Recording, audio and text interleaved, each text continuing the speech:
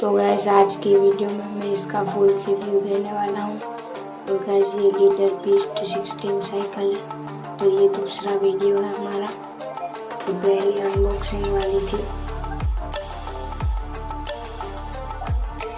तो गैस ये साइकिल में ड्यूल डिस्क ब्रेक आते हैं, फ्रंट में शॉकर्स आते हैं, इसकी पानी की बोतल वगैरह एसेसरीज में आती है। तो ऐसे कुछ लुक है गाइस। 7 स्पीड गियर आता है सीमानों के।